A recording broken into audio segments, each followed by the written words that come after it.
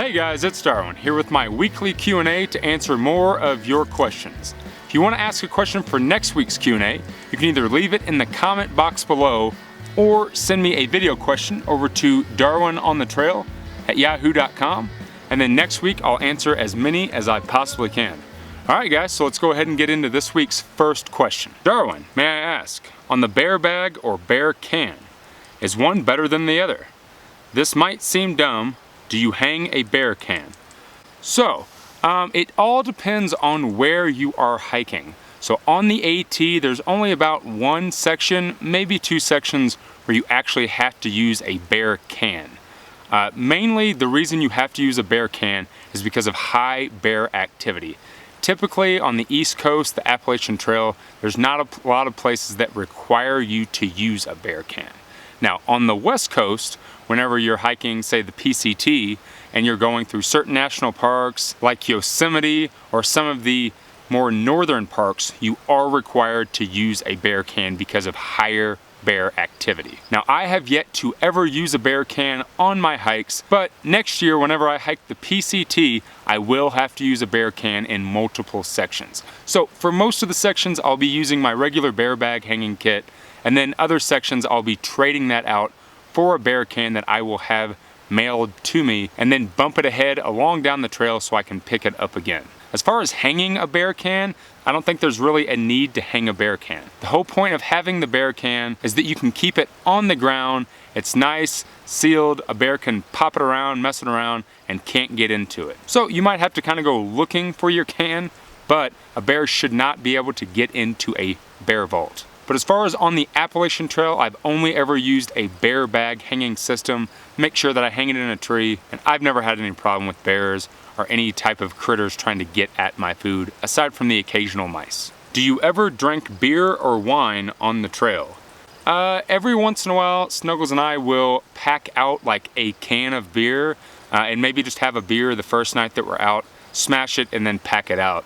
There are a lot of hikers that like carry a lot of beer, whiskey, wine, a lot of alcohol out into the woods. That's not really my style. I love to drink beer and wine when I get into a town, whenever I'm doing a resupply, maybe staying at a hostel or a hotel, especially beer so I can up my carb levels, my glycogen levels in my legs. But as far as drinking on the trail, that's not really what I'm out there to do. If I'm doing something like car camping, I will have beer in the cooler and drink beer while I'm sitting at camp. But when I'm hiking, it's just not really my thing. One of my pet peeves is actually people drinking too much out on the trail, getting loud, and it turning into sort of like a frat party. And that's not why I go out and hike the trail. But occasionally, Snuggles and I will carry out like a can of beer just to have a beer with dinner, smash the can, and then get rid of it the first time we have a chance to dump our trash. What annoys and bothers you most on the trail? Are there any advantage or disadvantages on doing a thru hike with a partner? So one of the things that actually annoys me on the trail is kind of like I answered in the last question, is people drinking and partying too much. There's a big thing on long distance trails, especially the Appalachian Trail. People love to party on the trail. And that's all good and fun and fine. And sometimes I also like to kind of cut loose, maybe have a beer, stay up late, talk. But what really annoys me is people taking it too far, being loud, partying, smoking weed, drinking a whole lot, and turning it into a frat party. Again, that's not the reason why I go out and hike. I go out to be in nature, to experience nature, and to kind of get out of that society where I'm not constantly being paraded with loud people and the rush of traffic and stuff. So whenever I'm out in the woods, I don't want to listen to that crap. It's one of the big problems that I had in 2015 on the trail. There were just way too many young people that were out partying on the trail, and it's just kind of rude. You know, it spoils the experience for other people that are getting out there to have a different type of experience. I think if you want to party, that's fine, but you know, go stealth camp somewhere, maybe stay away from the shelters, stay away from big groups of people, and go do your own thing. If that's what you want to do, hike your own hike, that's fine. It's not my thing. As far as advantages and disadvantages of doing a thru hike with a partner, I'm not really going to answer that one right now. Actually, Snuggles and I are working on a video on how to thru hike with a partner or hiking with a significant other, and we'll be doing that video here within the next coming month, so keep an eye out for that. There's a lot of advantages to hiking with a partner, and there's also a handful of disadvantages. Again, if I start getting into that, it'll be like an entire video of me just answering your question. So keep an eye out for that video. Should be looking at about a month. Within the month, it should be coming out. Hello, Darwin. Tom from El Paso, Texas. When is the best time to start the PCT southbound? So from what I understand, the best time to start a southbound through hike of the PCT is about mid-June. That's usually when people start from Canada, but that all depends on the snow rate in the Cascades. Now, this year it was a pretty high snow year, pretty much for the entire West Coast. So the Sierras got really bad snow, the Cascades got really bad snow. So it all depends on that snow melt. So if you start too early going southbound, the trail tends to be covered in snow and it's really hard to navigate that. So most people try to start about mid-June to late June. Again, it really all depends on the snow in the Cascades. It's the same as a northbound hike as well. A lot of that depends on the snow in the Sierras. So if you get to the Sierras too early, you're kind of stuck in one spot waiting for some of that snow to melt. I'm 15 now and I'm hoping to do a through hike in 2019, 2020, but don't particularly like the company of drunk people all the time. How intrusive is the whole party scene on the AT? Is it easy to avoid? So it seems like there's a lot of talk and answering questions about people drinking on the trail in this Q&A. On the AT, it can be a bit much. It's mainly only bad from the beginning to about Pennsylvania, and then all those partiers kind of start dropping off. The main place that a lot of them drop off is in Damascus, so they hike into Trail Days, which is this huge party in Damascus, Virginia, every year for through hikers, and then after that they start to dwindle off. And then that's when the real serious hikers kind of start hitting the trail more and continue all the way to Katahdin. As far as avoiding that, yeah, I think you can avoid that. The main thing you might have to do is do a lot of stealth camping. So a lot of the partiers or people that drink and smoke and all of that tend to want to hang out at the shelters, stay at shelters and be shelter rats. If you can just plan to camp a little down from the shelter and kind of make your own stealth camps, that's probably your best bet to stay away from people. Aside from that, you're not really going to run into that while you're hiking during the day. It's really only at camp at night where that can affect you. So yeah, I think it's pretty easy to avoid. Good luck on planning your hike for 2019, 2020. We might see out in 2019. Snuggles and I have been talking about maybe heading that way towards Virginia in 2019 when I get done with my hike of the PCT. So maybe we'll see you out there, man. Hello, Darwin. I was just curious, what was the longest amount of time that you can recall without hearing the voice of another person? As much as I love to meet interesting people, there's something about the solitude of being alone. There's been a handful of times where I've been on a trail and haven't heard the voice of another person. I think that the longest time was probably last month whenever I was doing my section hike of the CDT.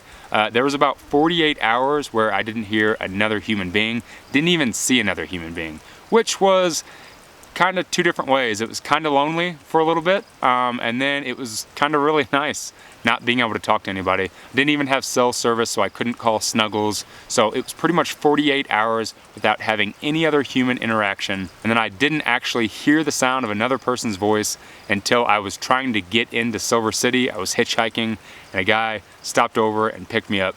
He was kind of the first voice that I heard. So I really love the community of a trail. I love hanging out with other hikers and hiking with people, talking about stuff, talking about trail life, sharing gear stories and all of that. But yeah, there is something to be said for that solitude. One of the things I really like about out here in New Mexico is there's a lot of trails that you can just go out, kind of get lost and never see or hear another person all day long. And there's something to be said about that. It's pretty magical.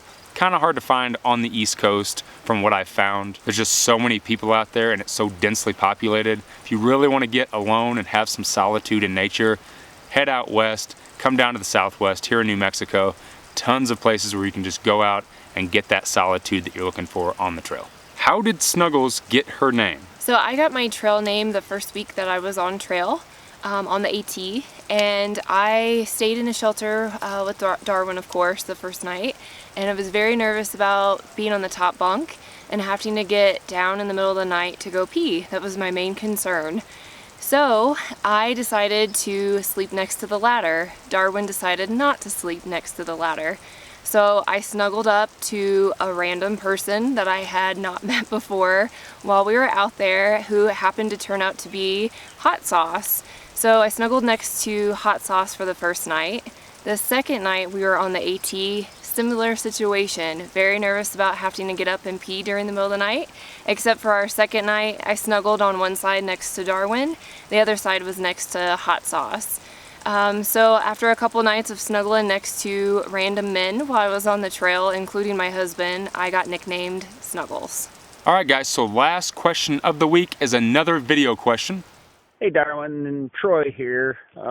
I'm currently hiking the North Country Scenic Trail near Petoskey, Michigan. I'm just doing a section hike, but today it's pretty damp, and trying to find a place to sit down and cook some breakfast. Everything's damp, and I've heard you talk about an ass pad.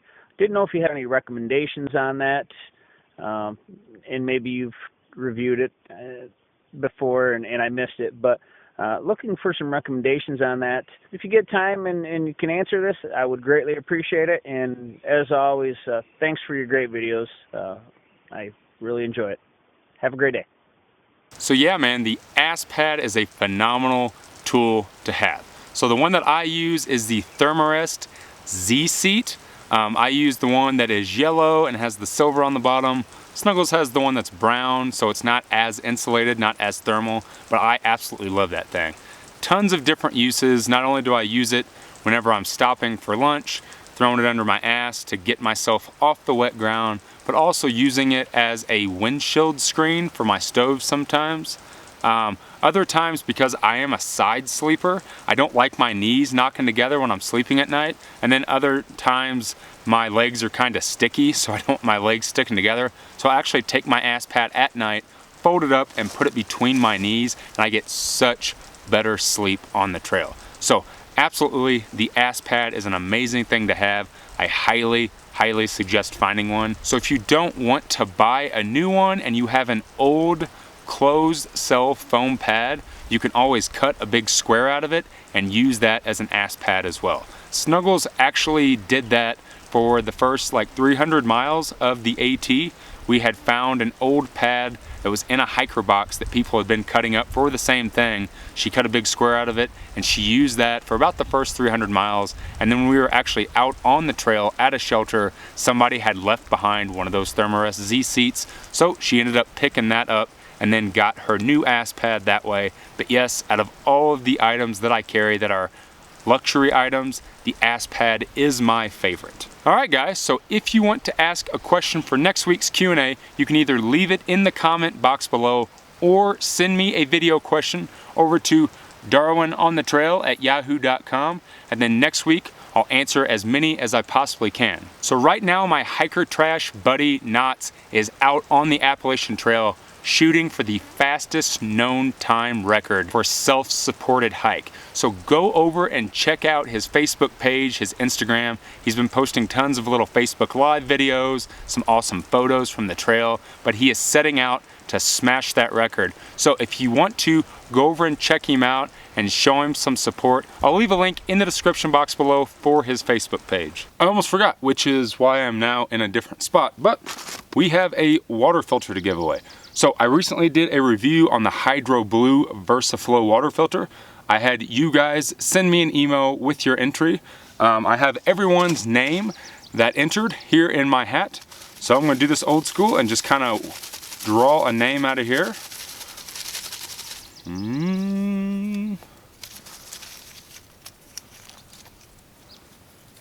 And the winner of the VersaFlow water filter by Hydro Blue is Chandler Dickinson. So Chandler Dickinson, I will send you an email asking for your address, and then I'll get this guy in the mail and get it out to you. If you haven't got a chance yet, go over and check me out on Instagram. I'm posting a lot of new photos lately of some of the things that Snuggles and I have going on throughout the week, plus some photos of some past hikes on the AT, so go check those out. If you found any value in this video, go ahead and hit that like button. Subscribe to my channel if you haven't already. And as always guys, thanks for watching.